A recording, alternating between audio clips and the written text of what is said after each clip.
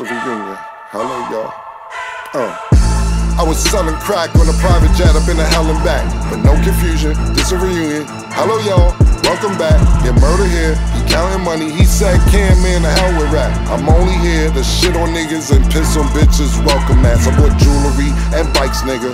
Black Benzes and white Vigors. Now I'm out here and I'm looking for more chandeliers and light fixtures. Nah. I don't like niggas, what's wrong with me? I'm a hype nigga, but this 44 turn to Michael Jordan. I look and say, take flight, nigga. Welcome back to It Is What It Is. This episode is sponsored by Underdog Fantasy. The app is an easy way to make some cash just by making picks on your favorite players. Underdog is available in more than 30 states, including California, Texas, and New York, just to name a few. Make sure to support the show by hitting the link in the bio and downloading the Underdog Fantasy app.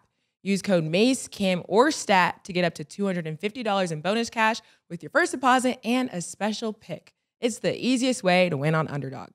I'm Treasure Wilson, a.k.a. Stat Baby, along with your hosts, Mase and Cam. Killer was good, What's up, man? I think we friends this week. Yeah, right. man. All right, man. It's good to see you, man. Yeah, man. I had to do what I had to do, you know? I ain't even pause. Yeah. A lot of calls from Harlem, they said murder home. Yeah. A lot of calls from Harlem, they said murder All home. I wanted was the streets back, you know? Get them back? You have them? A lot of niggas said murder's home, man. They talking about, see, niggas forgot about murder. He said murder's home, man. I felt good, man. I felt really good, man. I did. Yep. Well, I'm happy y'all had the opportunity to definitely get that off your chest. That was lit. Okay, so let's start with Skip Bayless. He is reportedly leaving Undisputed this summer. Sources are saying there is a possibility the Undisputed name would be retired and a new show would come in place. After hearing that news, what do you think of his decision to part ways with the show? I'm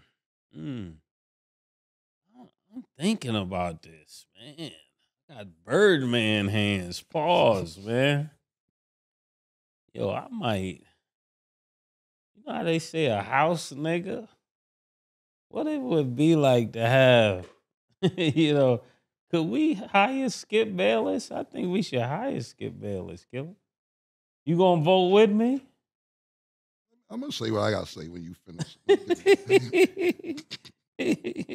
Because I don't need to bust no move to hire Skip.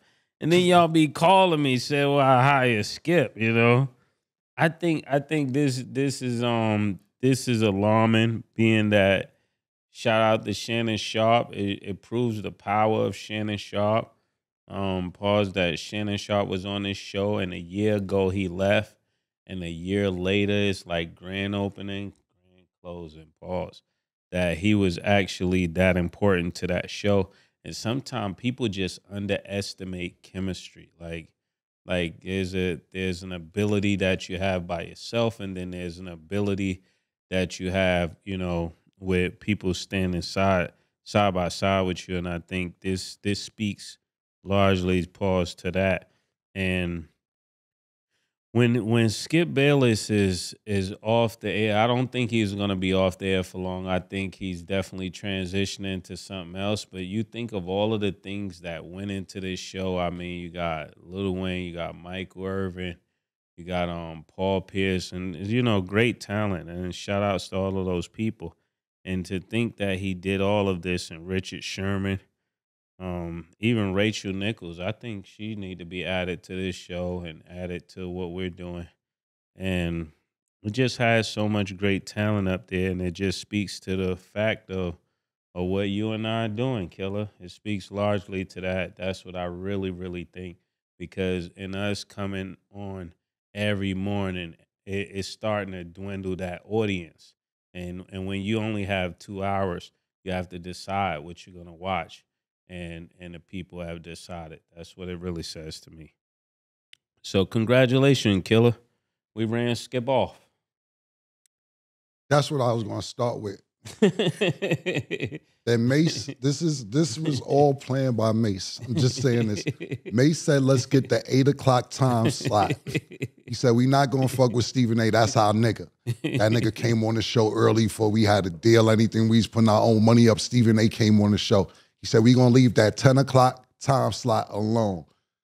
But you said fuck Skip. That's exactly what you said. Now you sitting there trying to make it sound all, well, you know, if the 2 hours you have to say, yes, that's fuck that nigga Skip, man. Coming on at 8 o'clock. Why are you trying to be professional about it? Niggas say, yo, fuck that nigga. We gonna get that nigga up out of here. Now shit that happened, niggas said, well, what I'm saying is that this was your plan, talking about we did it. No, I was down. Don't get me, I wasn't down. I was down, I'm down. Whatever we gonna do, I'm down. But this was your exact plan. He said, Stephen A at 10, we ain't fucking with Steve. That's our nigga. Yeah. 8 o'clock, niggas on the way to work, on the way to school, they getting ready for work. We gonna get that nigga out of here. And yeah, so I'll say we, but your plan actually happened. Look, you can see Skip. Look, and you know, we make fun of Skip up here a lot, but seriously, we got to think about this before I say anything negatively about Skip. Yeah. Skip got Stephen A back on First Take when Stephen A wasn't working for ESPN. Skip also gave Shannon Sharpe an opportunity to show his expertise or being a broadcaster, analyst, or whatever you want to call it. Because nobody knew Shannon Sharpe was able to do that. Even in the beginning, niggas was like, yo, what this country nigga doing up here? Yeah. But he ended up being funny. He had a lot of personality. He brought a lot of shit to the table. Niggas forgot Shannon was drinking Hennessy. He was smoking Black and Mal. He was taking a puff of weed. Yeah, taking a puff of weed with Snoop Dogg. Shannon brought a lot of niggas along with him. And listening to Shannon talk about his departure from Undisputed, he was really hurt. He said it got to the point where Skip and him didn't even talk unless it was on the show. They didn't talk before the show, after the show. It just got to that much tension. And Shannon ended up going to First Take, which everybody knows. So imagine Skip looking at the two niggas he put on, kill him in the ratings. Like, you know that walk around the house with his wife is like, put these niggas on. Yeah. And this is what I get. This is the thanks I get. Yeah, this is the thanks I get. And I was listening. Now, we're not on linear or traditional television, so our shit is a little different, but I keep in tune with everything. First Take averages 450,000, or a little bit more than that, viewers per day, to where Undisputed is averaging 53,000 viewers per day. And that's a big disparity. When you think about, that's a 400,000 person disparity. Mm-hmm. And when I read that probably about a month or two ago, and I was like, that's kind of wild, yo. That's like, them numbers is kind of wild to have 53,000. Wow. And I didn't fact check it, but I'm sitting there like, I don't know. I don't want to fact check it. I want it to kind of be right because I fuck with Steven and I fuck with Shannon. What they doing anyway. I don't know Shannon personally. Stephen A. Smith is my nigga. So it's just sad, man, because we sat up here and made fun of him all season, man. You dissed him, and you dissed him murder, you dissed him over and over again. And now the man don't got a fucking network. But to be honest with you, when his season started last season, at the beginning of football season, talking about the Undisputed season, a lot of people like right now on vacation, like Stephen A's on vacation, Skip goes on vacation now. A lot of times after the NBA championship is over, they go on vacation till probably preseason football. And when they started last year, when I seen what he was trying to do, the nigga show, the beginning, you know, the intro, it had gold chains around niggas' neck, like you know, it was like, what you trying to do, nigga shit? Then you sit there and get Lil Wayne, which Lil Wayne's my nigga. I love Lil Wayne. That's my brother. I'm talking about, you know, Lil Wayne is Young Money, but that nigga Dipset too. That's my nigga. But it looked like a reach. But I know Lil Wayne. Lil Wayne wasn't coming every Friday for free. That nigga runs it up. Mm-hmm. Then you sat there and got Michael Irvin. Then you sat there and got Richard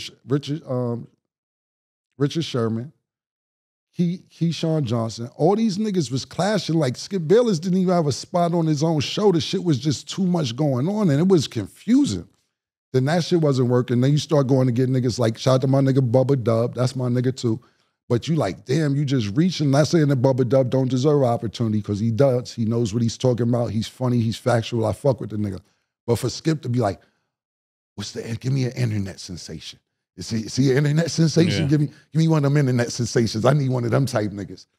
And then you go get Paul Pierce. Paul Pierce was on for about a month and a half. He couldn't stop saying nigga on TV. And they let the nigga keep saying nigga, nigga, nigga. And you kind of see the shit spiraling to, I didn't know it was going to come to this, but you got what you wanted, Murder. You know. Now, back to what Skip, what Paul Mase was saying. We got a job for you.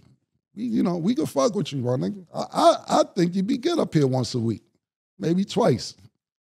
If you need some, we need some paleness.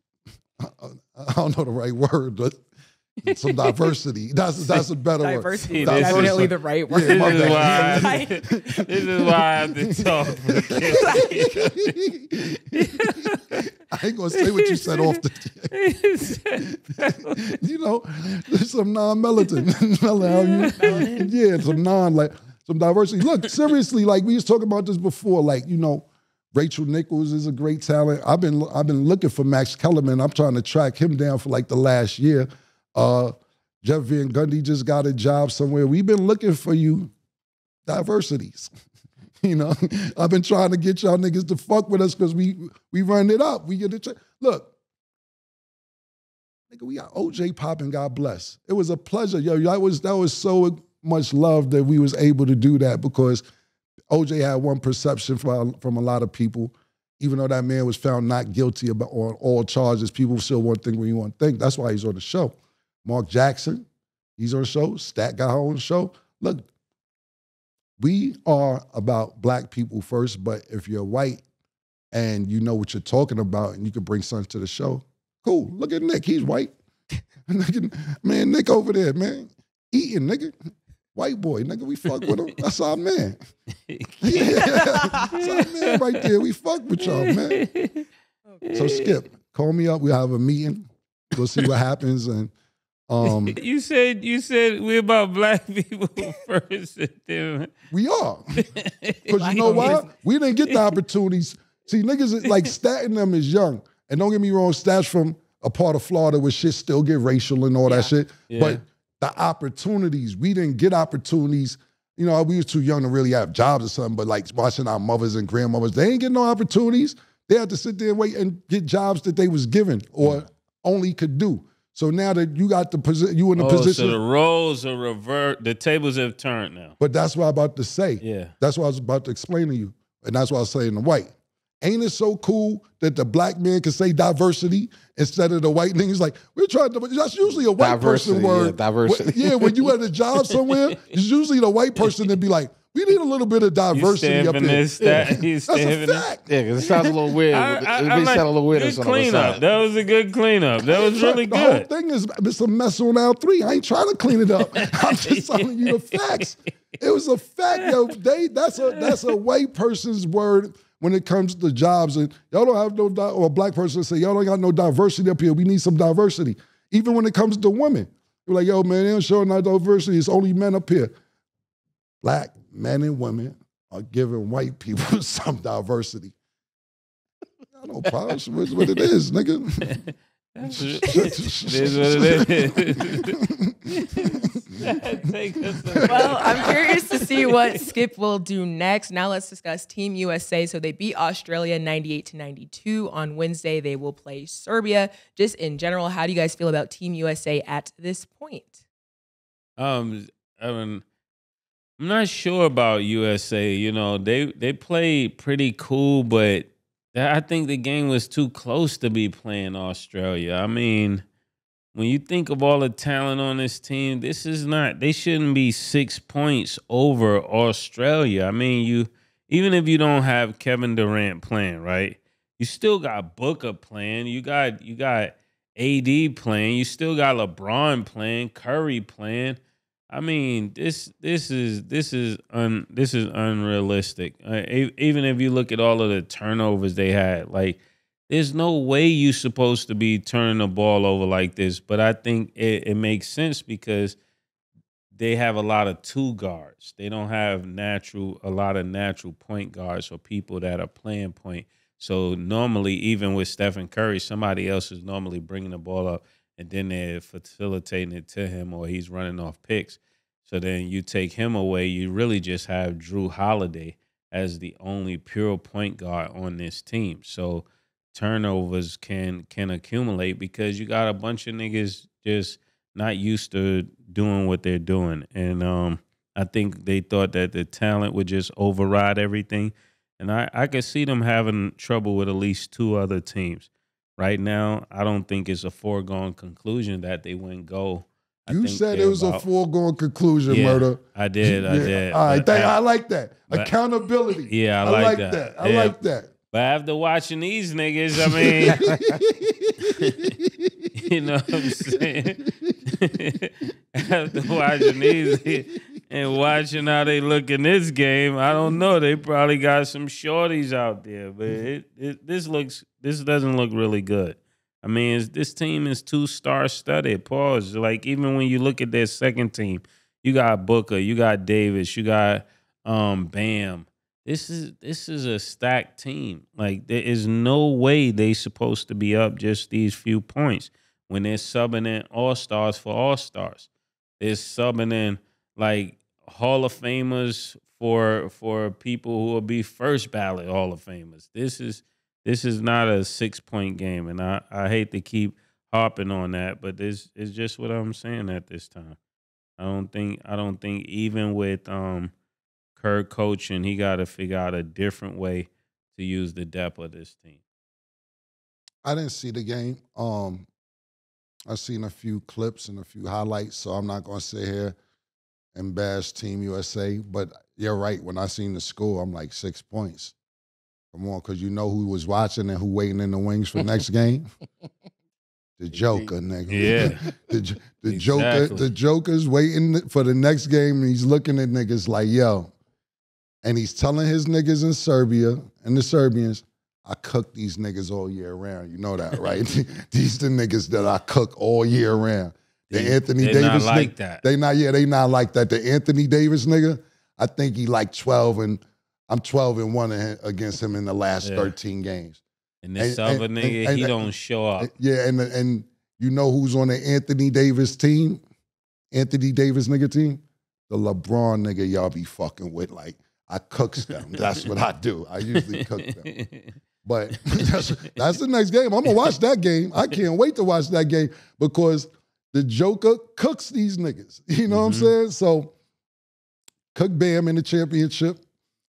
Got the MVP on Bam. I'm trying to think of the big man. Who's the other big man they got outside of Bam and Anthony Davis? Who's the third one?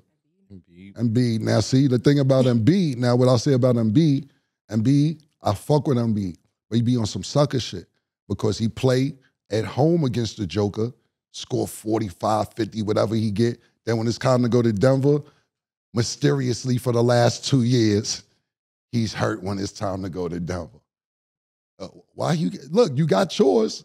Let that man get the opportunity to get his. But I fuck with Embiid. I don't know what he looked like this particular game. I know he didn't have a great first game. 12 minutes, fouled out. I don't know, it's because of his injuries he just had. We got to realize the reason why Embiid is so good, and I know this is an international play, but the man had 50 on the Knicks with one leg and one eye. You know, so he's nice. But this is a different situation when we have an international play. I see that they moved Ant-Man into the starting lineup. Maybe that shit Ant-Man was talking about, I'm the first option and niggas going to have to figure out how to play with me. I see Steve Kerr moved to the starting lineup. Like you said, Kevin Durant didn't play, so we don't know what'll be the starting lineup once the Olympics start. But overall, like I said, I didn't see the game. But what Mase said, I don't like a 6-point win. I'm not comfortable with that. I'm not. And then just so you know, so in this game, Embiid had 14 points and 5 rebounds, and Anthony Davis had 17 points, 14 rebounds. Okay, that's what's up. Yeah. Okay, so let's talk college. So Oklahoma State head football coach Mike Gundy is facing backlash after one of his running backs got arrested for a DUI. He said, I thought really 2 or 3 beers or 4. I'm not justifying what all he did. I'm telling you what decision I made. Well, I thought I'd probably done that 1,000 times in my life. Coming from a head coach, what did you guys think about the response that he had? Ill-advised is what I hear. Ill-advised. Like, you're the leader. You definitely, I know you want to show compassion to your players, but you could be saving his life.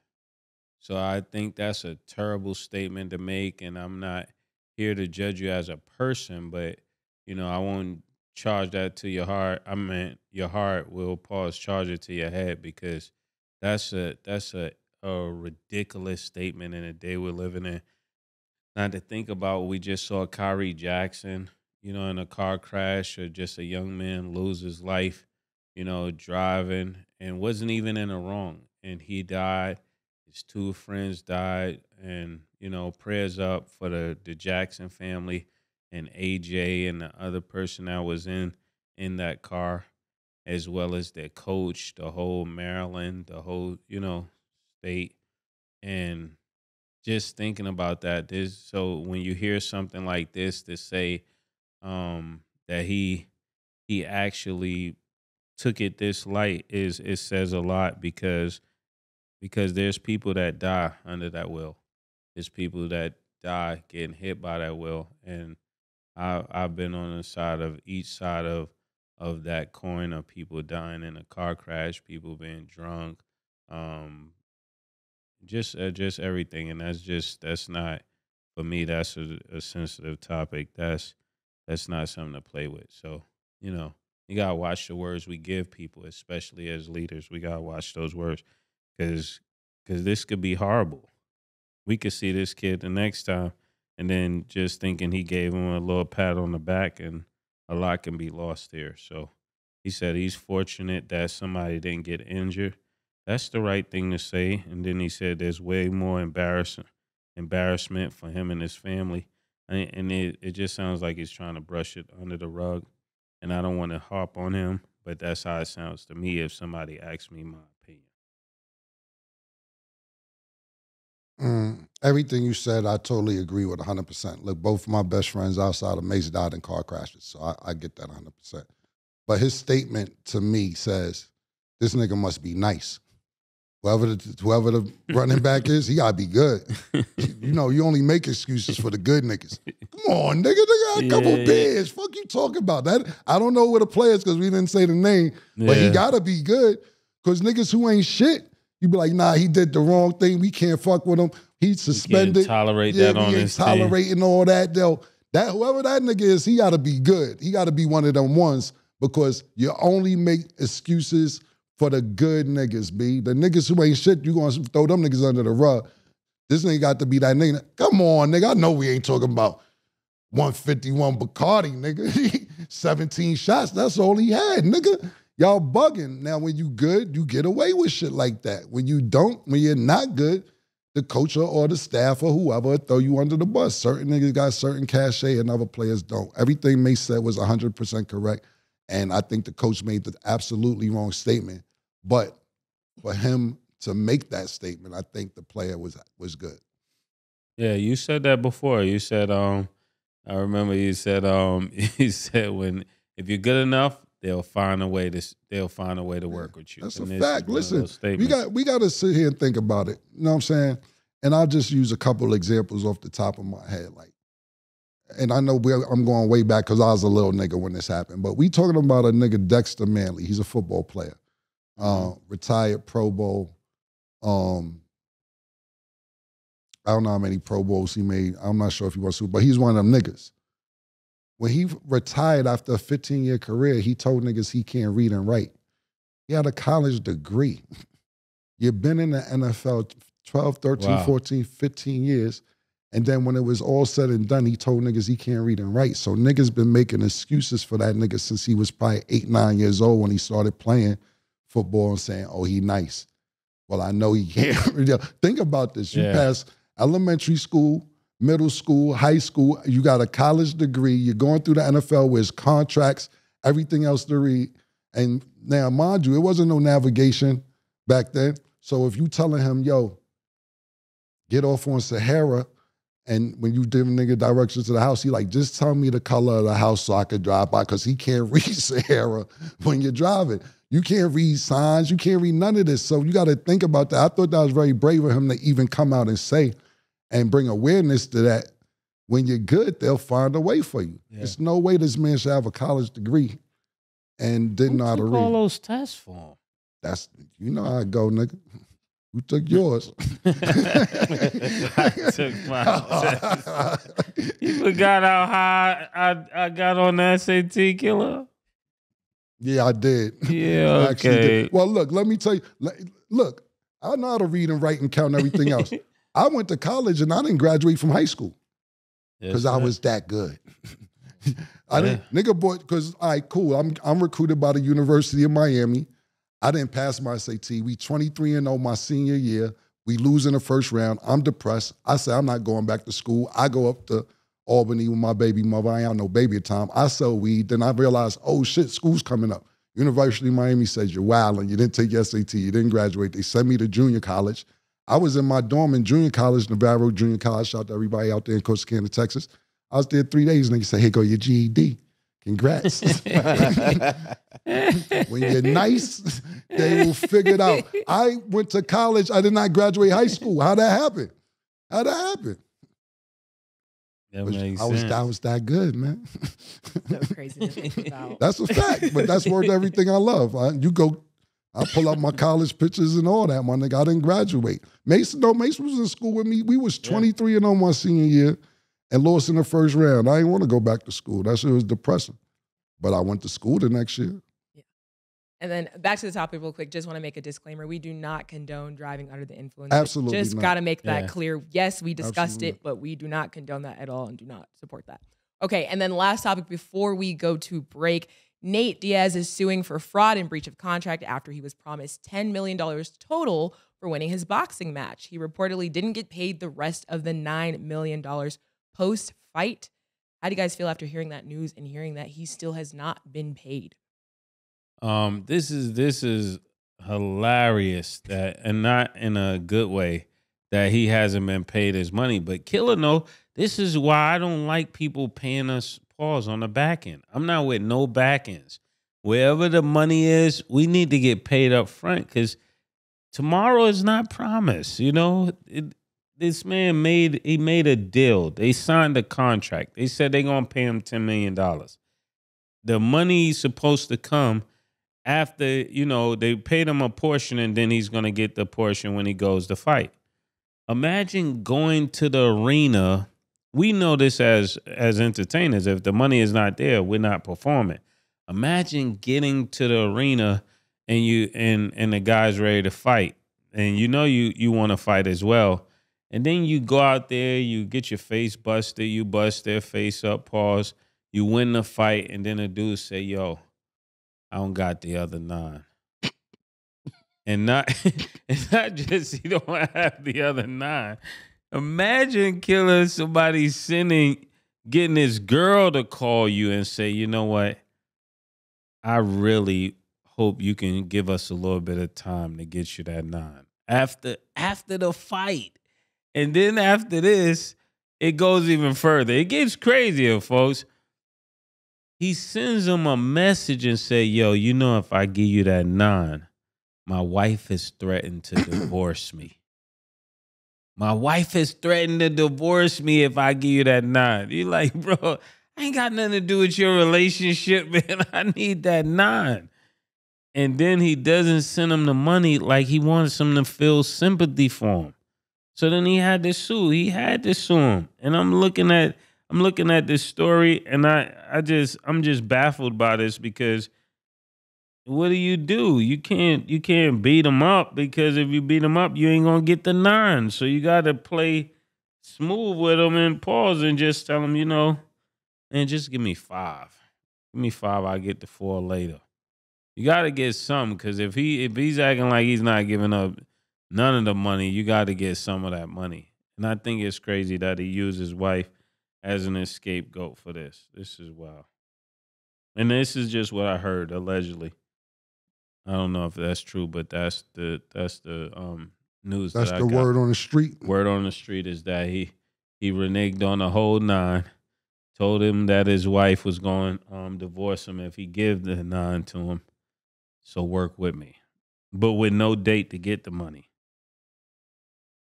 What's the exact story said? I just heard niggas ain't get their money. Yeah, basically, so they said they were going to give him $1 million up front and then $9 million post-fight for the win. He never got the rest of the $9 million, so now he's suing them. We just went through that. Well, we ain't go through it. Yeah. Some niggas offered me and Mase some money for a show.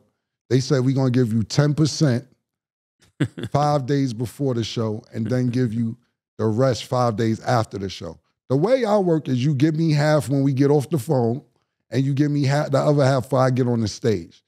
That's just the way it works. If we told niggas fuck off, we ain't with it. Yeah. But this is exactly what happens. I remember somebody didn't have my money after a show. And shout out to my man British. I know you probably get mad for me saying this, but the promoter's like, yo, y'all, I did everything I could do, man. I just don't got it. And my nigga took the title to his car and made him take his gold teeth out his mouth and took his gold teeth and his title. He said, call us, we'll give you your car back when you figure it out. But to take a nigga gold teeth is just menacing out a nigga mouth. But it gets to that sometimes.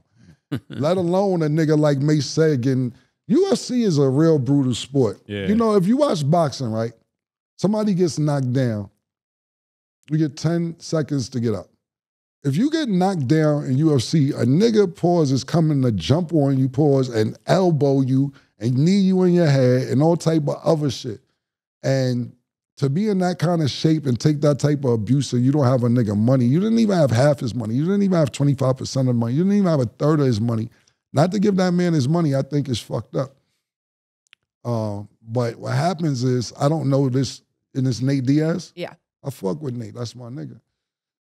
Yeah, Nate come to fight all the time. Why would you not have Yeah, why wouldn't you have Nate Diaz money? But I don't know who you're dealing with. You know, sometimes it depends on who you're dealing with.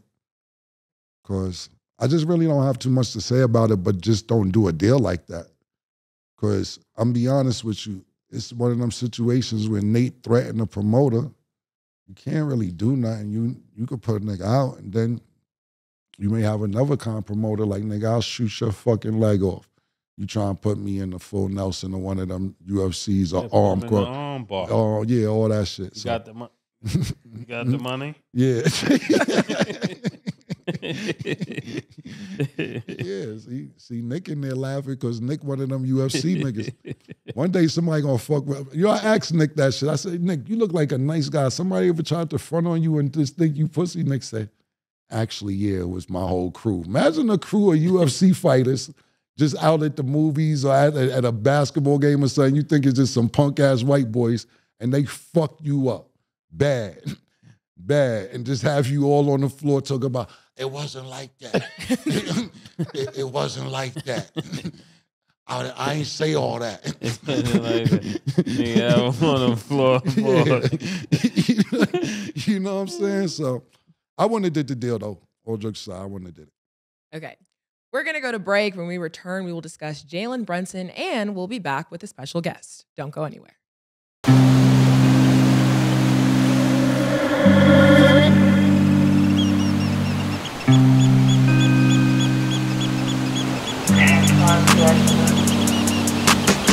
She called this thing about toxic. 4 years and counting. Got you feeling like an option. Maybe I'm my own problem, babe. She tired of hearing I don't know. What's stubborn in me won't fall. Dealing with this thing called trust. But she really thinking about it. Wanna be free. Why am I in this woman? Wanna be free. Hell, I don't wanna see her walk away.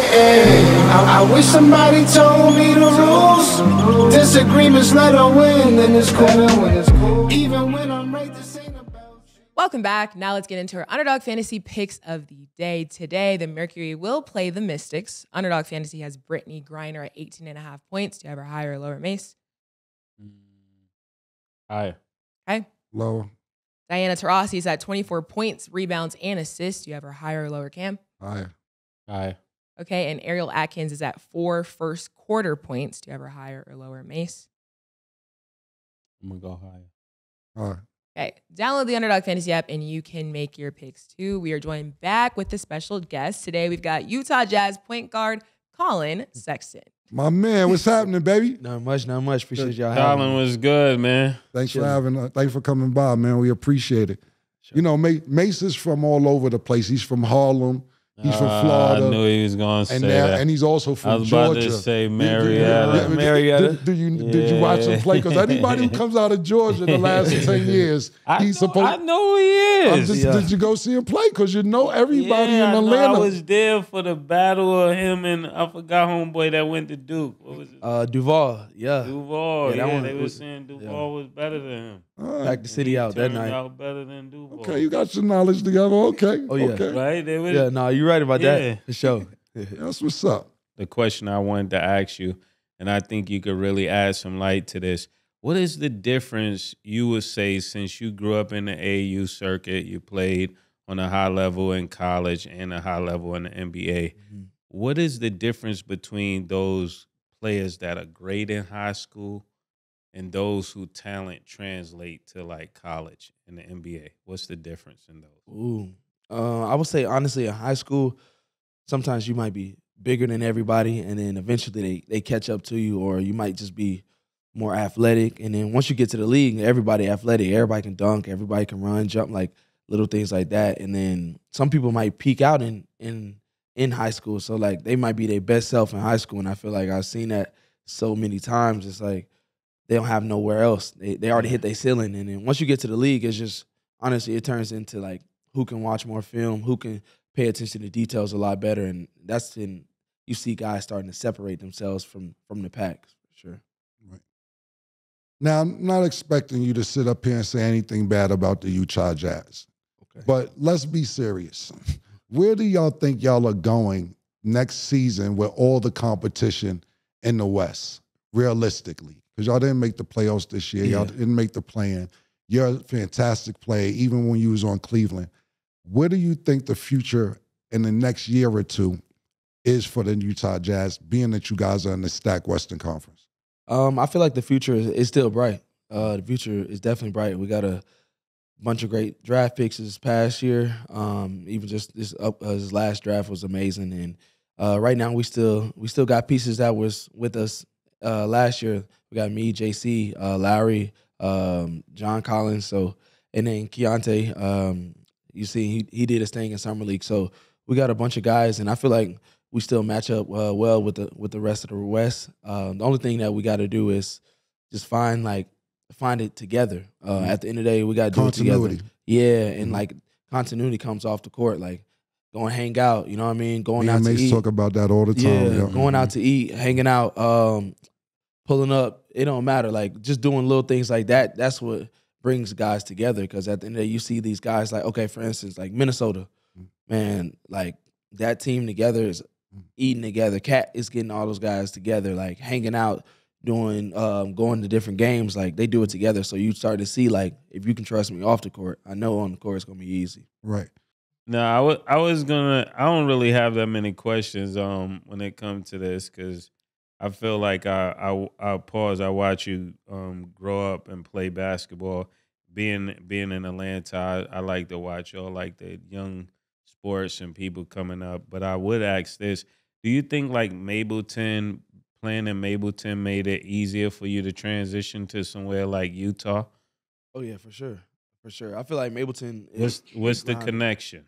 Ooh, I don't know if it's a connection. I feel like it's a lot easier playing in Utah, where it's like a little bit more chill.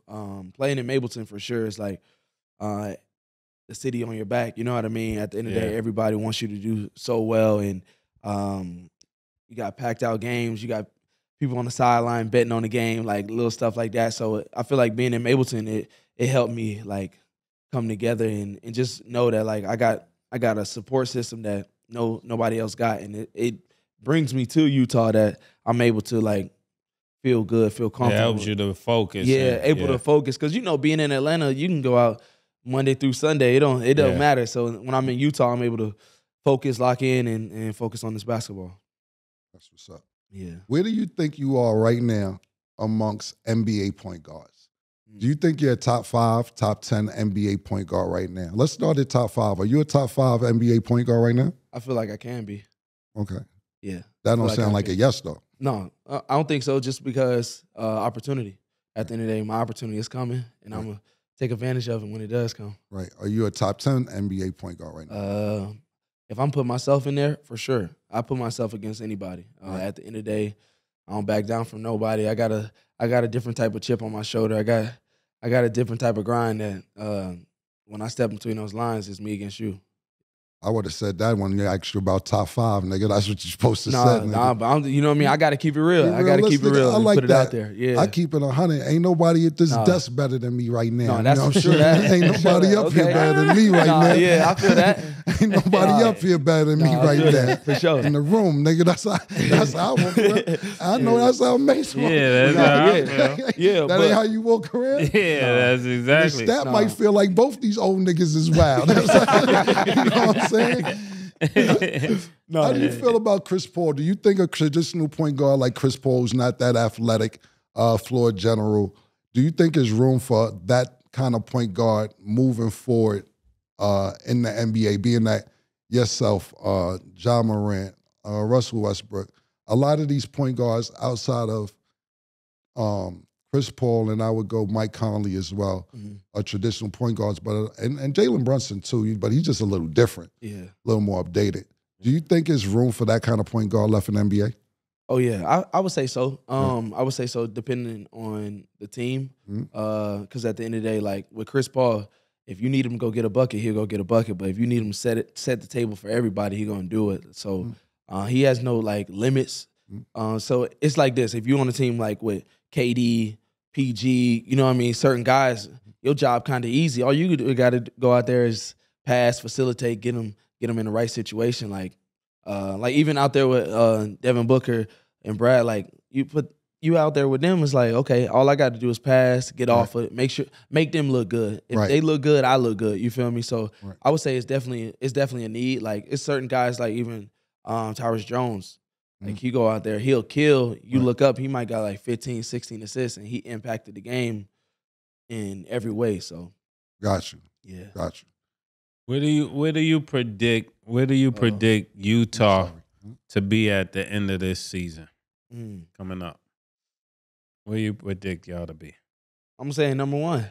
We're gonna shock some folks. I did it my first year. Number one in the West. Hey, I'm throwing it out there. We're gonna shoot for the stars. You know what I mean? We're gonna shoot for the stars. It is what it is. That's the optimism you wanted them to have. It is what it is. I'm gonna shoot for the stars. At the What end are of the the day, fans like in Utah? Like when you're in Utah, what is a typical day in Utah? Typical day in Utah is looking outside, making sure it ain't too much snow on the ground. It's one of those places that it might be like crazy snowstorm, and you still got to go to practice.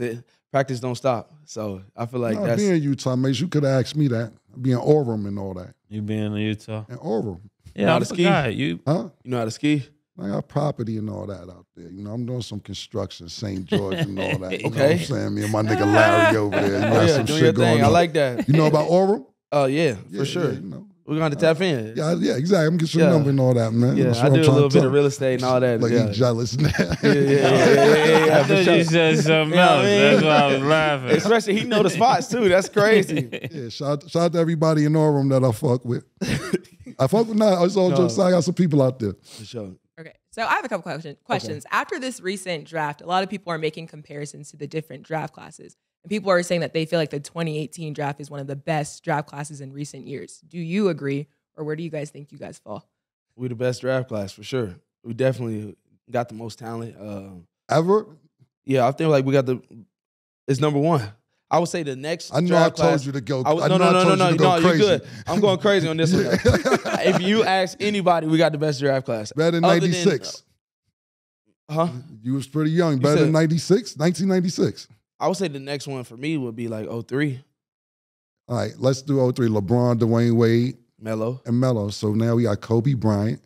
Yeah. We got Allen Iverson. We got Tracy McGrady. We got Steve Nash. Who else is on that? The 96 is wow, nigga. Steph Marbury. Steph Marbury. Wasn't Vince and Garnett? Ray Yeah, Allen. Vince, yeah, Ray Allen. I'm saying number Oh, one. no. Shout out to you guys. Just wait. You gotta Because we chill, still you gotta loading. You know what I chill. mean? We still You loading. gotta wasn't chill, born, so I ain't you even gotta- going I'm gonna give that to you. You got Yeah, chill on you gotta 96, chill. man. Kobe wasn't even But I the like the first pick, confidence, no. huh? No, for sure. Yeah, Kobe, nigga. Come on, my nigga. That was- But you wasn't born.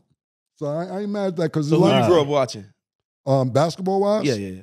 I started watching basketball probably when I was like, I used to play basketball before I even watched basketball. So probably like 84. I'm like Jordan rookie year, Bird and Magic when they was already pretty much established in the league. Dr. J was old when I started watching. He was already, when I was young, he's already, but like in the 90s, Michael Jordan, Allen Iverson, Kobe Bryant, Tracy McGrady, Kevin Garnett. Me and Kevin Garnett like the same age. That's my nigga. We used to hang out. Yeah, that's kind of the era I grew up in watching. But I first started watching basketball when I was probably 8 or 9 years old. So I would say Michael Jordan. When Nah, this class is crazy. I'm looking at it right now. the pictures Tom wild. Walker, Yeah. Yeah, the pictures wild. Wallace. Yeah, this is crazy. But hey, man, like you said, they still loading though. They got time. Nigga. Yeah, we got time. Kittles. Kerry Kittles, niggas be forgetting about Kerry Kittles. Okay. Other one I have, so let's bring it back to 2017, back when you were in Alabama and you guys played that Minnesota game. So viewers watching, basically what happened was 7 players got ejected, 1 fouled out, and 1 got injured, and you guys basically continued the game 3 versus 5. Can you explain the backstory of that, how that went about? You dropped like what, 40 points? Yeah. Like you went crazy. So can you talk about that, how that was, your mindset, all of that?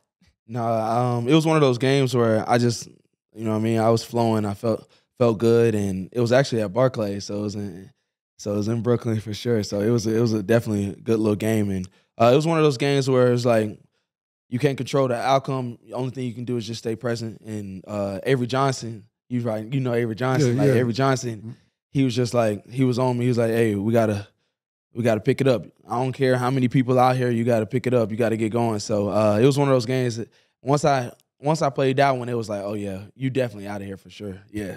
You know what's crazy? I had a game like that. I asked Mase if he ever played a game like that. We was up here. I said I had to do 3 on 5.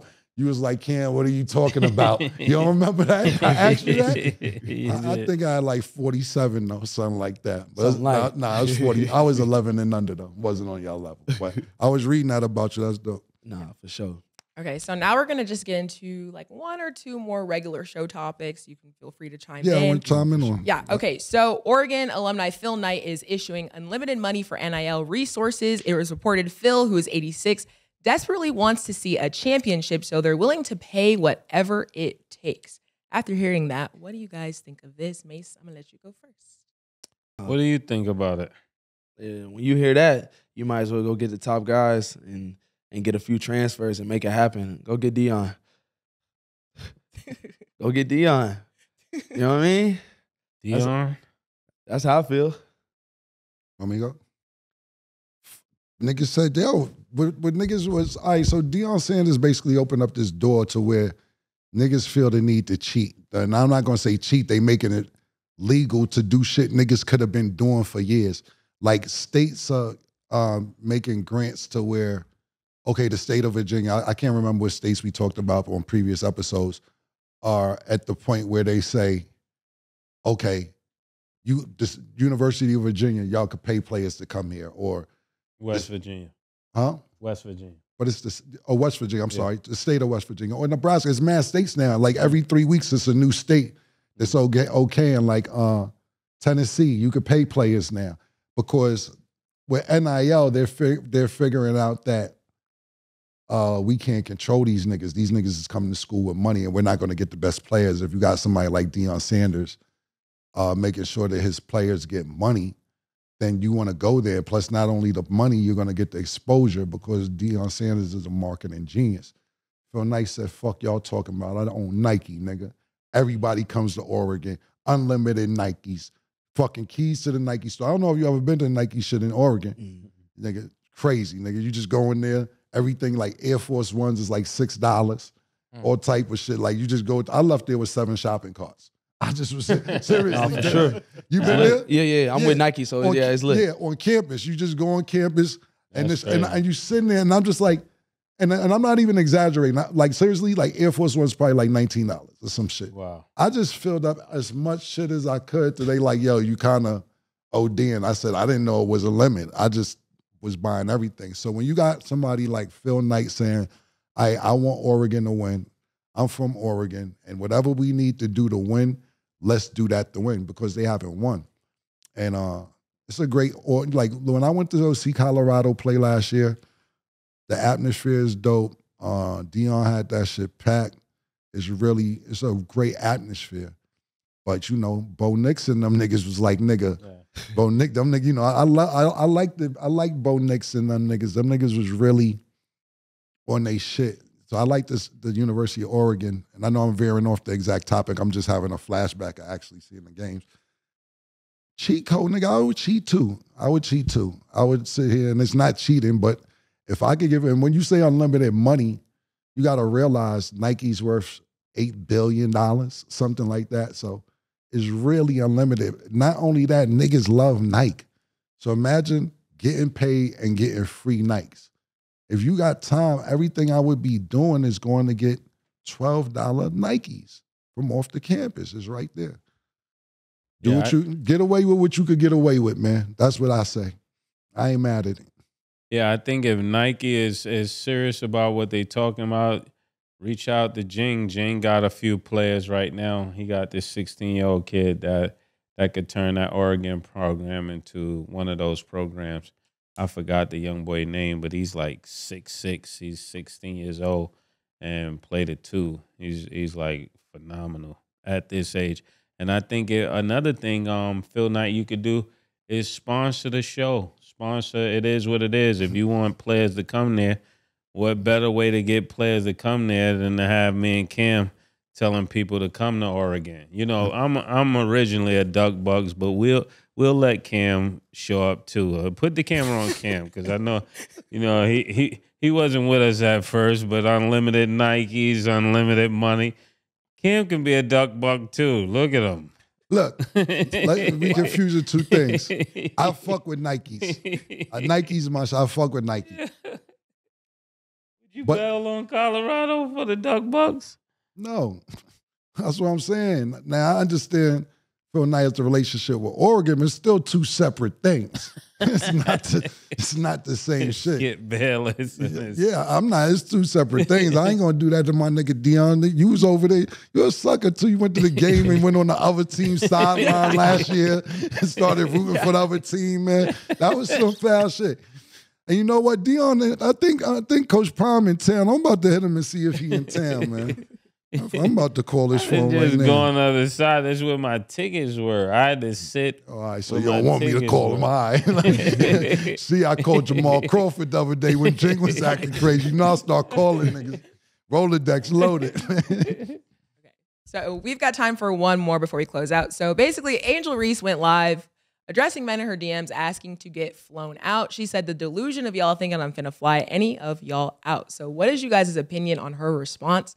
And then how do you guys feel about men getting flown out? And we'll close the show. Men getting flew out. Ask Maurice. Maurice get flew out all the time. I don't mean that, but towards his marriage, but he get flew out all the time by UConn. What do you think? What do you think about this, Sexton? Honestly, I don't know about that one. I don't know about that one. That ain't. I don't know. I don't know. That's crazy. That's crazy. I thought we was talking about diversity up here. Niggas getting Girls flued out. getting flued out for years, man. I thought, listen, man. What would that make you, a gigolo? So if a nigga fly a girl out, she a prostitute? No, I just wanted to know. I don't know. What about if you get flew to Dubai? What did that make you? Yo, White, if you get flew to Dubai, what that make you?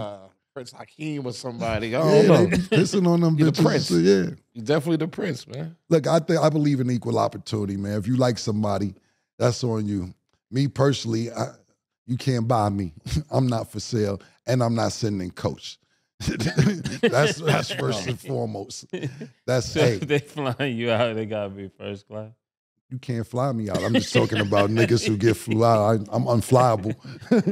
You can't buy me, nigga. I want to ask Colin one thing before we actually go though. What do you think about what Jalen Brunson did, taking $100 million less for the New York Knicks? Do you think that was honorable? Do you think that, and two-part question, do you think that was honorable or smart to do? And do you think as his career goes forward, if he stays with the Knicks, that they will do the same thing for him later on in his career and make sure that he has a good contract? Because we sit there and see players like Dwayne Wade and LeBron James take less money to play with Miami, and then when their contract is up, Pat Riley doesn't want to compensate them by giving them a better deal, and they all end up leaving. But they end up going to 4 straight championships and winning 2 out of 4.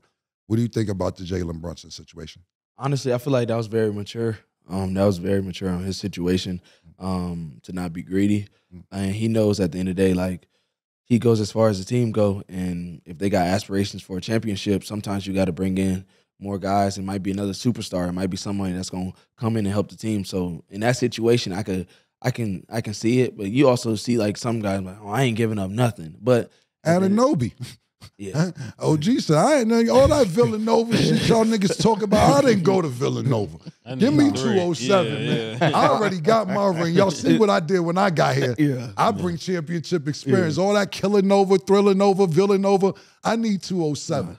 So not to interrupt you. No, that's real. But at the end of the day, I know for sure on the back end, because I was with those guys, especially when I was with CAA. So I know for sure they're gonna definitely look out for him in the future. I know that for sure. That's what's up. Well, Colin, it was a pleasure to have thank you on for the coming show. by, I man. appreciate We y'all having appreciate me you. for sure. Okay, that's all the time that we have for today. Thanks for watching. And as always, it is what it is.